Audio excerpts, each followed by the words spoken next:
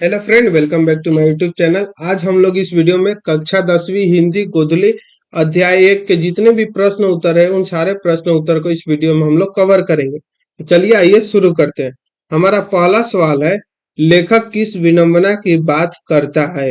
विडंबना का स्वरूप क्या है? इस क्वेश्चन का आंसर क्या है, आइए देखते हैं। लेखक उस विडंबना की बात करता है जिसके कारण आज के समाज में जातिवाद बहुत तेजी से आगे बढ़ रहा है। लेखक का कहना है कि इस युग में भी कुछ लोग जातिवाद के समर्थक और उसके पोशाक से बंधे हुए हैं, जबकि विश्व के किसी समाज में जातिवाद आधारित श्रम विभाजन नहीं है। विडंबना का मुख्य कारण यही है क्योंकि इसमें नीच ऊंच की भावना बलवान होती है और मनुष्य को जन्म से ही क्या होता है तो एक ही धंधे में बांध देती है। विडंबना का स्वरूप यही है कि जाति प्रथा जो है वो श्रम विभाजन के साथ साथ श्रमिक विभाजन का भी रूप ले रखा है, जो कि क्या है तो जो कि यह अस्वाभाविक है।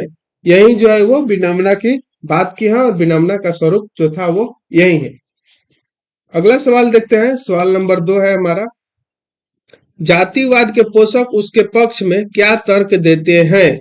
तो इसका सही उत्तर होगा, जातिवाद के जो पोषक को कहना है कि आधुनिक सभ्य समाज कार्य कुशलता के लिए श्रम विभाजन को आवश्यक मानता है, जबकि जाति प्रथा भी श्रम विभाजन का ही एक रूप या ग्रुप है, इसलिए इसमें कोई बुराई नहीं है। अगला सवाल है हमारा 3 नंबर, जातिवाद के पक्ष में दिए गए तर्कों पर लेखक की प्रमुख आपत्तियां क्या है? यानी जातिवाद को जो पक्ष में तर्क किया गया है उसमें लेखक की आपत्तियां क्या है वो बताना है। तो जातिवाद के पक्ष में दिए गए तर्क पर लेखक का कहना है कि जाति प्रथा श्रम विभाजन का स्वाभाविक विभाजन नहीं है, क्योंकि श्रम विभाजन के साथ साथ श्रमिकों का भी विभाजन हो जाता है, जिसके कारण मनुष्य को जन्म के साथ ही किसी एक धंधे में बांध देती है। साथ ही समाज में उच्च नीच का भेदभाव भी जन्म ले लेता है। क्या करता है कि मनुष्य को एक ही धंधे में जीवन भर के लिए बांध देता है।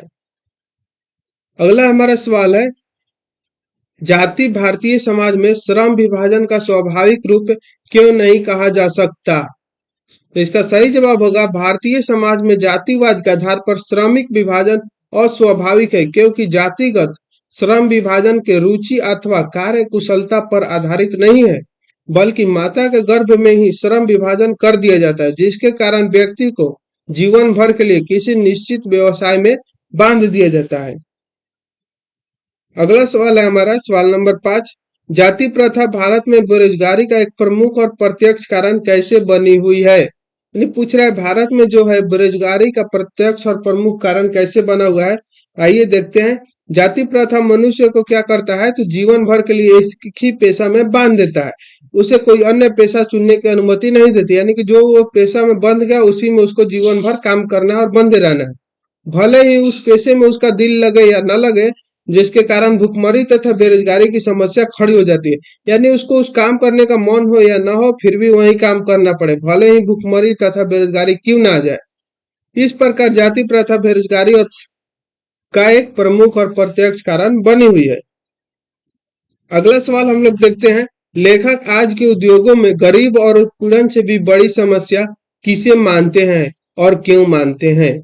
तो किसको मानते हैं तो लेखक आज के उद्योगों में गरीब और उत्पीड़न से भी बड़ी समस्या जाति प्रथा को मानते हैं। इसका कारण यह है कि जाति प्रथा में व्यक्ति की रुचि तथा क्षमता की उपेक्षा की जाती है। व्यक्ति स्वेच्छा से कोई दूसरा पेशा नहीं अपना सकता।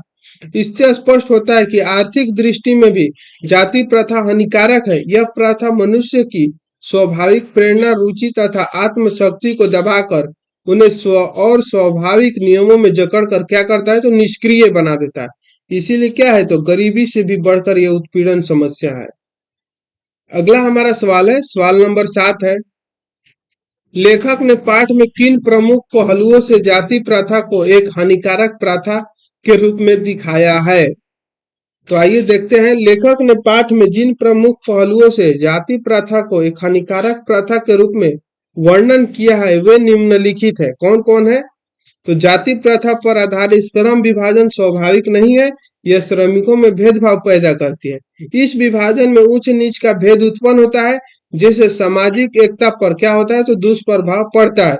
यह श्रमिक विभाजन रुचि आधारित न होने के कारण क्या होता है तो श्रमिकों की कार्य क्षमता दुष्प्रभाव डालता है। यह श्रम विभाजन मनुष्य को माता पिता का आधार पर घर में ही पैसा कर देता है कि तथा सदैव के लिए किसी निश्चित व्यवसाय में बांध देता है। इसलिए मजबूरी में इन कार्यों को करने के लिए व्यक्ति अपने उदासीन भाव से करते रहते हैं। अगला सवाल है सवाल नंबर 8। सच्चे लोकतंत्र की स्थापना के लिए लेखक ने किन विशेषताओं का आवश्यक माना है? ये सवाल का आंसर है सच्चे लोकतंत्र की स्थापना के लिए लेखक ने समाज में स्वतंत्रता, समानता तथा भाईचारा का भावना होना आवश्यक माना है। लेखक का मानना है कि ऐसे ही समाज में सबके कल्याण एवं सहयोग की भावना होती है। समाज में बहुविधि हितों में सबका समान भाग होता है। सभी एक दूसरे की रक्षा के प्रति सहज रहते हैं। ऐसे समाज में इतनी गतिशीलता होती है तथा दूध पानी की तरह भाईचारे का मिश्रण होता है।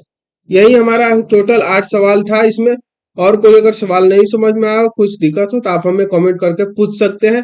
अगर इसका ऑब्जेक्टिव वीडियो और पाठ परिचय, लेखक परिचय देखना चाहते हैं तो आप प्ले लिस्ट में जाकर देख सकते हैं। मिलते हैं नेक्स्ट वीडियो में नेक्स्ट टॉपिक के साथ। तब तक के लिए